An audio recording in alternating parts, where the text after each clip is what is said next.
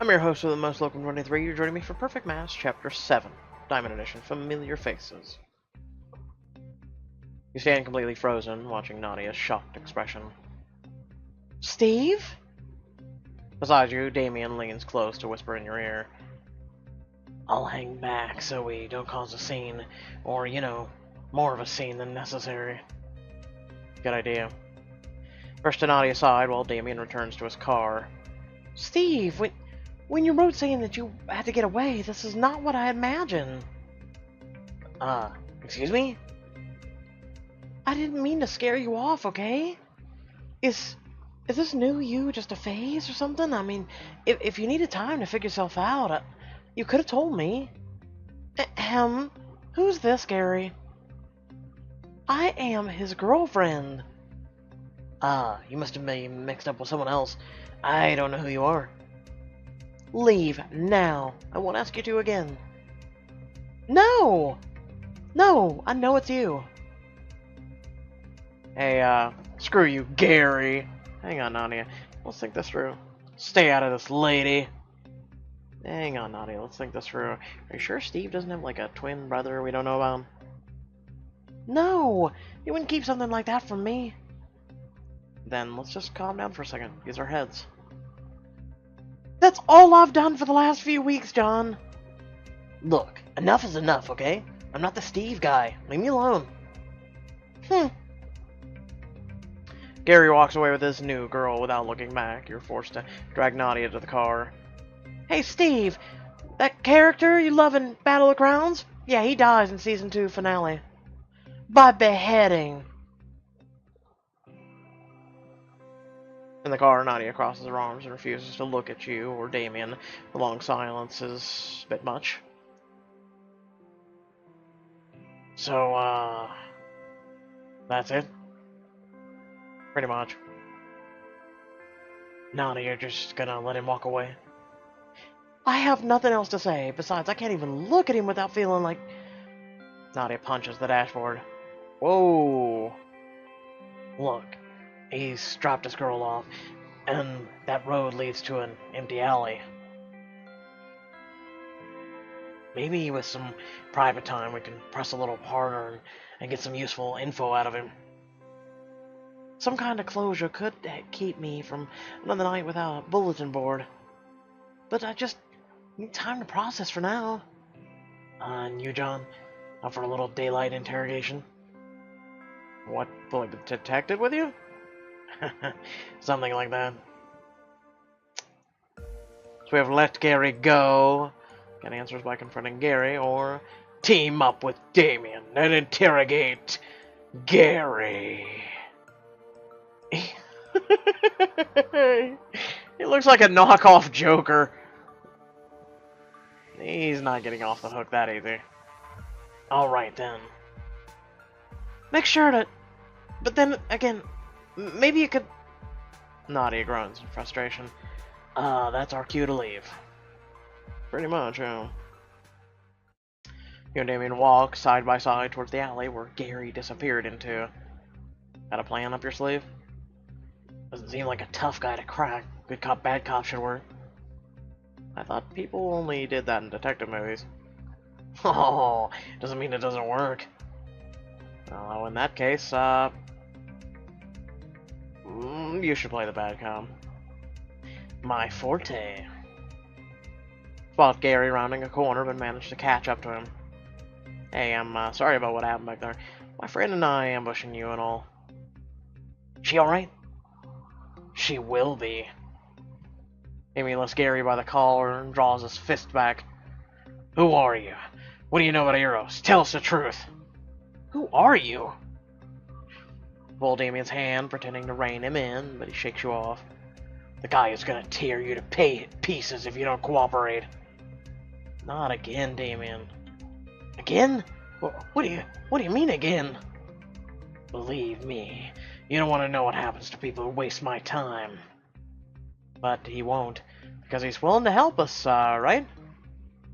Gary's jaw tightens, but he reluctantly nods. Fine. Gary lands on the ground, brushing his shoulders roughly. You see a mark on his right palm. That looks exactly like Steve's scar from the car accident. Gary...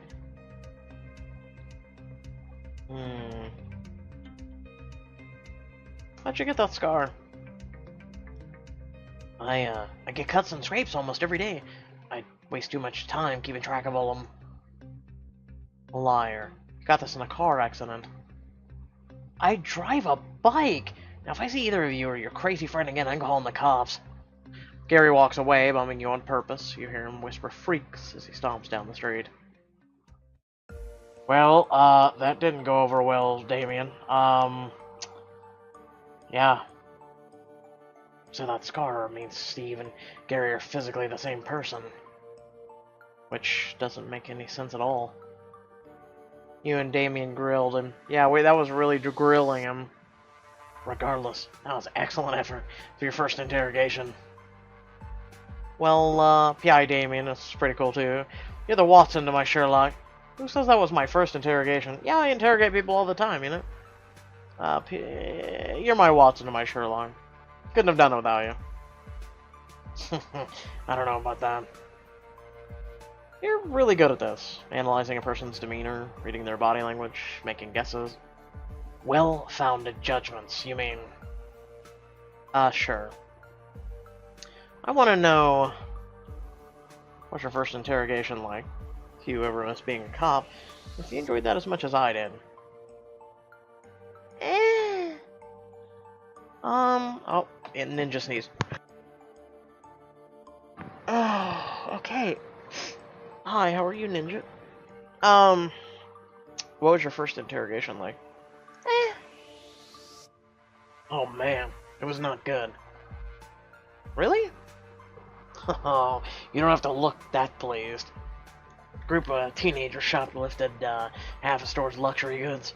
We caught one kid, but he refused to give up his friends. I thought I could get him to soften up with a can of soda. And he used it to retaliate. He sprayed my favorite shirt, ruined my hair, laughed at me, and told me to piss off. On my first day, too. Wow. I hope there's footage of this immortalized somewhere. Yeah, the bottom of the ocean. In the car, you update Nadia on what happened. At least I know I haven't gone completely off the rails. We're really sorry, Nadia. I'm glad you two went. But I feel so powerless. You know what would really help? Gary and his new girl being hit by a school bus? Not exactly. Have you ever gone to a self-defense class, Nadia? Nope, but now may actually be the perfect time. That's what I thought. I know a guy who teaches a class not far from here. You should check it out. It'd be good for you two to blow off some steam and get an extra dose of self-love. In the light of everything, there's no harm in learning to protect yourself. Then you're coming with me, John. I could use some fun, solid company. What about Damien? As if Damien and the word fun could coexist without the world imploding.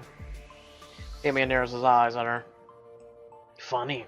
I've actually got a client meeting in a nearby neighborhood, and we'll drive back to New York together. By taking self-defense class, Nadia will acquire fighting skills that may come in handy in the future.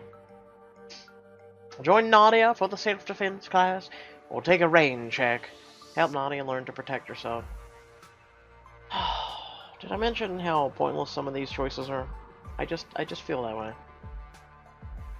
John, keeping me sane since forever. Thank you. Happy to help, I guess. I'll call Brock and give him a heads up. Try to go easy on him, you two. Yeah. I don't count on it.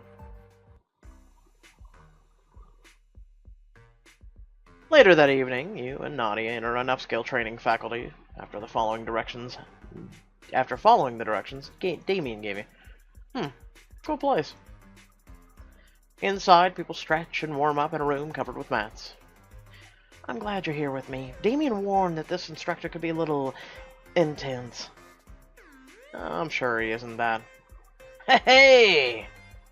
Oh, God. Sorry, I tend to startle people a lot. I've been told I have a natural, abrupt voice. Damien told me you two would be coming. John and Nadia, right? Yeah. He said it would be a way to blow off some steam. I've been going through some emotional stuff, and I've been needing a way to chill. Chill! Self-defense is a matter of survival, not fun. Rock puts on a thick foam training suit, protecting him from the neck down, while giving him the silhouette of a round, squishy marshmallow man. Does this look like a laughing matter to you? Yes, actually, Marshmallow Man. Honestly? No more chit-chat, class. Line up! You line up shoulder to shoulder with Nadia and the other students as she whispers to you. Yeesh.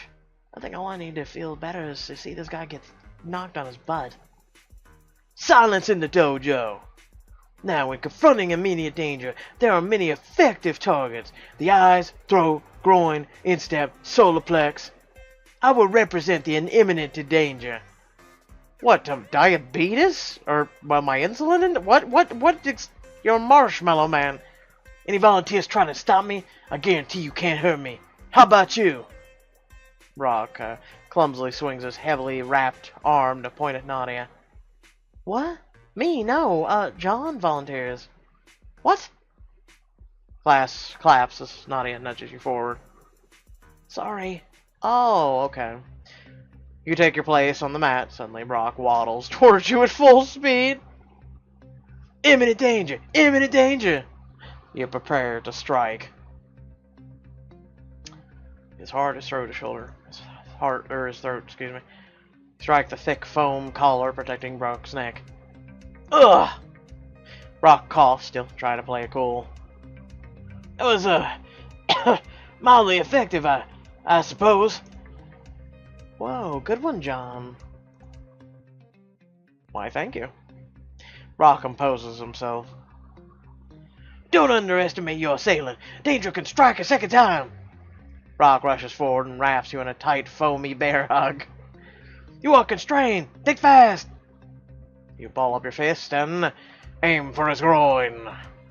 Swing your fist down between Brock's legs. You hear a soft, padded thud, but the effect is resounding. I can't do it. Oh, that voice. Brock instantly lets you go and doubles over, crumbling in half his height. Gut defense. The crowd claps. Woo, kick ass, John. Looks like we have a second volunteer. Who, me? Oh, sure. Nadia steps forward meekly. Sometimes an attacker can clasp you from behind. In that instance, you must channel your survival instincts, lower your center of gravity, and flip your attacker using your hips as leverage. Brock nods to two senior students who demonstrate a picture-perfect hip throw. Whoa. You want me to do that? Your survival depends on it. Danger is upon you. Brock gets into place behind Nadia. She struggles half-heartedly, trying in vain to budge Brock's weight. Is this really necessary? Nadia, get angry. Think of Gary's new girlfriend. Gary's stupid hair. Steve. Gary's new girlfriend. She's not even that cute! A fire lights in Nadia's eyes, and she heaves forward, rolling Brock over her shoulder and slamming him into the mat with authority. Yeah! Ugh! You help Nadia learn self-defense. Whoa, way to go, Nadia.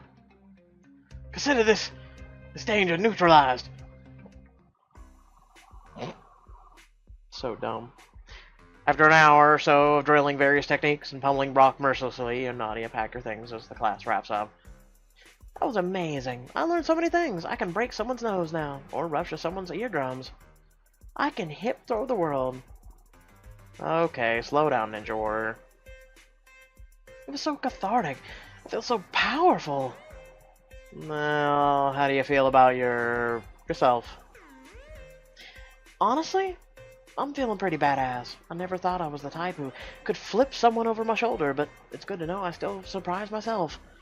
Thanks so much for coming, John. I can't tell you how much I needed this. My pleasure. As you leave, Brock bids you goodbye while nursing his shoulder with a giant ice pack. How's your groin, though, buddy? Thank you for coming. Be sure to refer a friend. Uh-huh. Get right on it. The next day.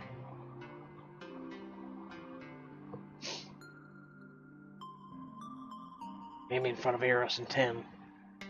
Because... Just come. Fine, so bossy. On my way. Drive in time to spot Damien walking out of Eros' front door. Hey, what's going on? He leads you away from the building, cutting straight to the chase. Out back, there's a door that leads to a loading dock. There's security patrolling every floor, cameras lining the hallways. Even key card IDs for all the employees. So, you were in there doing recon. Focus, John. Why would a so-called matchmaking service need all that? Well, it could have just something to do with Steve. I met Hayden because of Eros. Maybe you're just being paranoid. We need more evidence. I'm just saying that because you've mentioned, like, can be found in most office buildings in New York, we need more proof that these things are connected, rather than just security precautions. I'll be damned. Shedding invisible proud tears as we speak. I like the way you think. I wasn't insinuating anything. So he says. You still haven't answered my first question. I wanted to get the sense of how Eros runs, learn their office layout, see how the quiz works. Perfect match quiz? Why? Damien grabs the back of his neck and groans. I don't know. Curiosity, maybe. And? They said, and I quote, I'm ineligible for a perfect match. Damien, they're idiots. I think you're great. I'm sorry. Are you okay? I think they're idiots. You're right. Oh, I know. Wow. Never again am I playing the compassionate human card with you. I just don't understand why they'd reject you. Who knows? Seems my skeptical reputation precedes me. Guess I didn't make the exclusive cut. Damien laughs, but it sounds somewhat hollow. I'm fine, John. Are you sure? Yeah. He takes a deep breath as if to compose himself. Yeah, let's not waste time talking about this. Anyway, I'm about to head to a nearby pub for a drink. You're welcome to join me if you'd like. Don't tell me. Archer and Hops? Nadia says that's where you go for some serious brooding time. Damn it, Nadia. Is it true? No, I mean, yeah, but only if you want to come. Do you want me to? I wouldn't say yes if it was anyone else, but yes, I'd like that. Aww. So we have cheer up Damien at his favorite pub or head home. Not bad for 18 diamonds.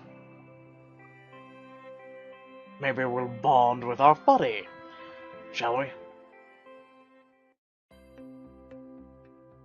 You and Damien enter Archer and Hops. Chandeliers hang from the ceilings, and there are classy leather booths lined across the room.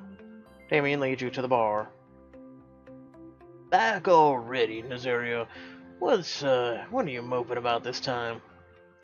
Not you two. Bartender laughs and pats Damien on the shoulder, a clear camaraderie between them. I'm Flynn. Not sure if you remember me, but I was your waiter during brunch a few weeks ago. Packed day. Not allowed to chat to customers in the restaurant, all that jazz. I remember. I'm John. You and Damien take your seats. So, any deep, dark secrets about Damien you're willing to share, Flynn? Damien's eyes visibly widen for a second. Nope. Bartender's code of conduct. Though, you'd be more than welcome to pry if you can beat Damien at Nazario Chug. Why? Why'd you bring up the Nazario Chug? What's that? Flynn grabs a bottle of Bacardi from the middle shelf, 2 glasses, and a slim deck of cards. 2 dark and stormies coming up. Damien sighs loudly. You take the top card.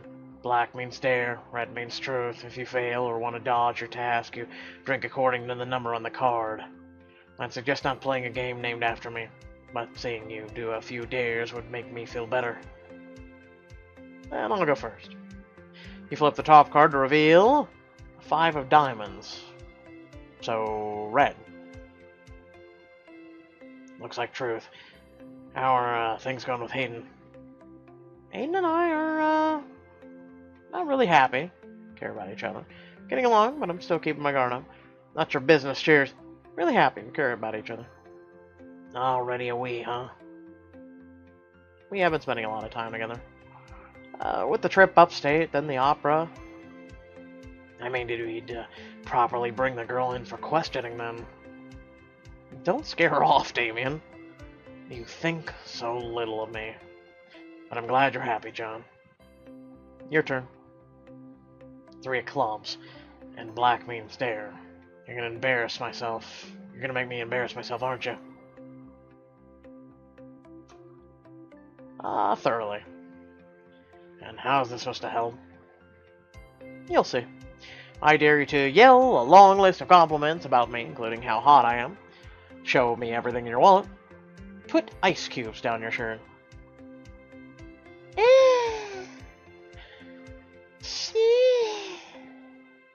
All of this sucks. This is the best Pixelberry could come up with a dare.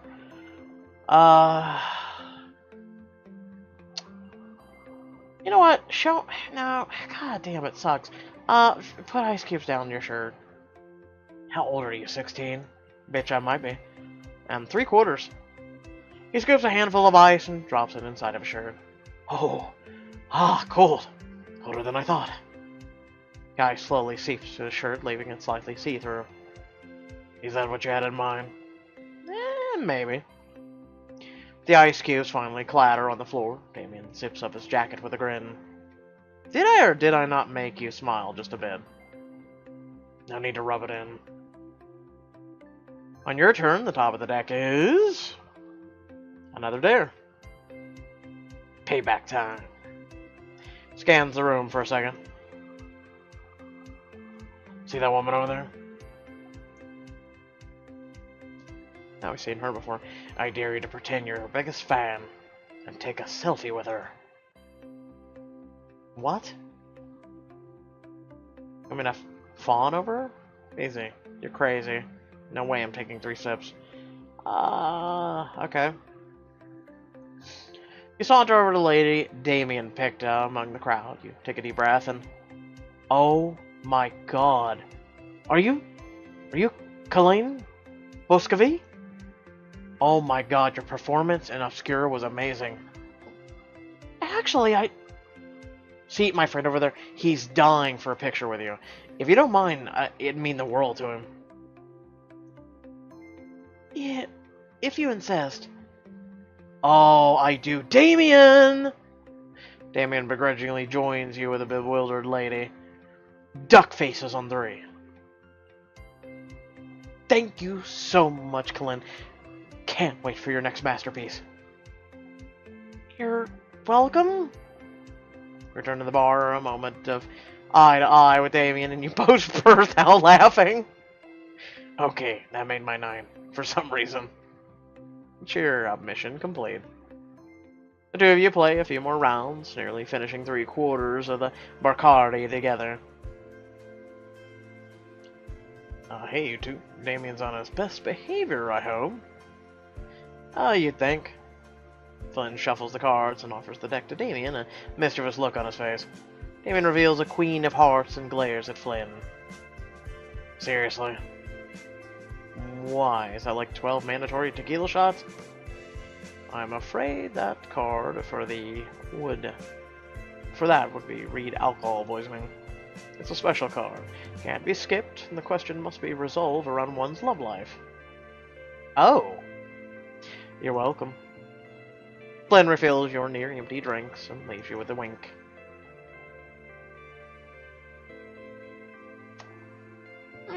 Okay. Alright. So, are you seeing anyone at the moment? Why are you so judgmental about love? What was your last partner like? Why are you so judgmental about love? It's a job qualification, first and foremost. You don't progress in my industry by believing in fairy tales or giving people the benefit of the doubt. That sounds lonely. Damien takes a sip of his drink. There's a fine line between lonely and alone. I think I've gotten pretty good at navigating the two. My last relationship was a crash and burn, with a few more intense variables added in. Meaning... She was my partner when I worked at NYPD. Fierce, incredibly smart. Difficult, some would say. But she had a soft spot for me, and vice versa. We worked together for Interpol overseas, and it was good for a while. And then our case went south. I was shipped back home, and she had a choice, me or the job. I really thought she'd choose me for a second. But, can't say I'm too disappointed, though. Since what Eros is selling would likely be in an alimony, palimony, or me staking out strangers on a fire escape. Not for you, though, I hope. Nice save. Eros has got stats, science, but they don't know you. Damien, you're a good guy, and an even better friend. You'll find the right person. Thanks, John. Means a lot. Damien gazes into your eyes for a second, then stands abruptly. It's getting late, but I'm glad you came with me. Comforted Damien and learned about his past. Me too. The next morning, Hayden arrives at your apartment. Hey, sorry to drop by so early. I don't mind at all. I have a lot has happened. I'm actually glad to see you. You welcome Hayden inside. She gives you a sweet kiss on the cheek as she enters. Sounds like you and Damien uncovered a lot. I'll make us some pick-me-ups and you can tell me all about it? Sure. All of my usual coffee, cream, and sugar. I'm not a black coffee person. Speaking of which, we mentioned coffee and sip. Hayden emerges from the kitchen a couple minutes later with a mug in hand. Here you go. One coffee with cream and sugar. I already took my sip. Shut up. Thanks. The caffeine is definitely welcome. I'm gonna make something for myself. Keep talking. Hayden heads back into the kitchen as you relay Damien's findings about Eros and Steve. It's weird, right? For Eros to have that level of security? Hayden returns from the kitchen with a second mug. I mean, a bit strange, but not out of the question. Lots of buildings in New York have advanced security. Hayden offers you the mug. One coffee with cream and sugar. Hayden? Are you feeling alright? Hayden notices your mug and cringes with embarrassment. It happens! Holy mother of crap, I completely spaced. I would facepalm so hard if I weren't holding a scalding hot liquid. No worries. Happens to the best of us. Guess I needed this caffeine more than I realized. Hayden takes a seat next to you on the couch. The Steve business has been stressing me out too. Same. Hearing this, Hayden puts the mug down and places her hands on your shoulders, kneading deep circles. The relief is instant, and Hayden's touch sends soothing waves throughout your whole body. This amazes me how good you are at that. Naturally, I aim to please. You know, there's another reason I came this morning. Sloan wanted me to invite you over tonight. Oh, really? Really. She's been talking about quality friendship time a lot, and is actually excited for a social function, which is uncharacteristic. Well, in that case, how can I say no?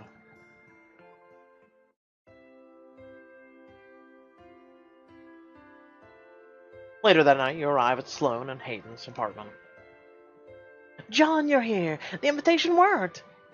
It did. Thanks for having me. Please come in. You'll notice the easy-listening adult contemporary music I've arranged for ambience. Sloan gestures stiffly over to the couch where Hayden sits with her guitar, effortlessly plucking at a pleasant series of chords. Sloan heard this song in a department store and specifically requested that I play it when you arrive.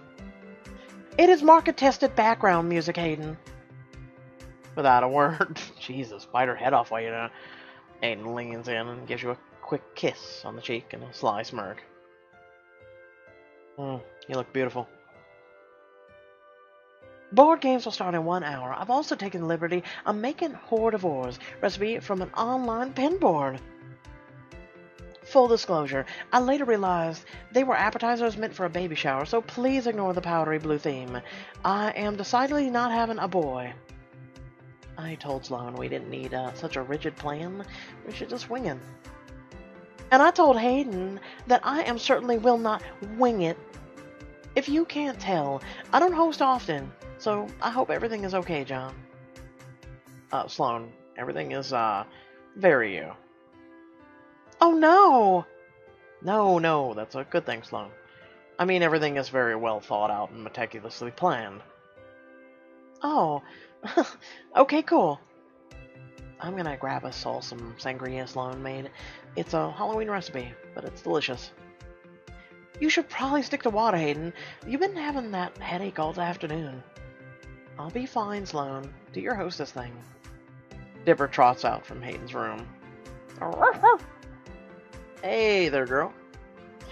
You pet Dipper, but she brushes past you, eyes focused on something.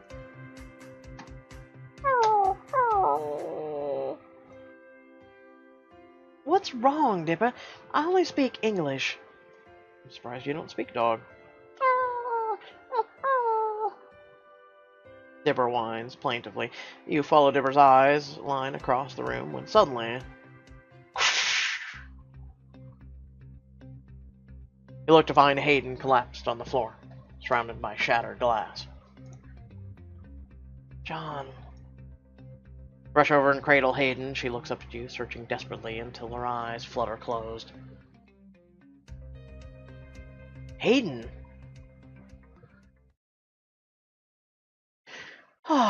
So with that being said, I hope y'all did enjoy. Remember to like, share, and subscribe. Head down the description below, links to social media, Discord, and a few links to support me and my content. And also keep in mind that I'm trying to grow our platform over on Twitch, where we live stream choices every Monday, Wednesday, and Friday. That's right, we'll be streaming Perfect Match Book 2, as well as any and all other content that comes out tomorrow for Wednesday's choices. And then we'll be doing Spider-Man on Thursday, on the very late evening, but on Thursday. And choices on Friday. So, hey, feel free to stop by. We've got a great community, great amount of people that tune in. And again, I'm trying to grow the community over there. Without further ado, thanks for tuning in, and I'll catch you all in the next video. Peace.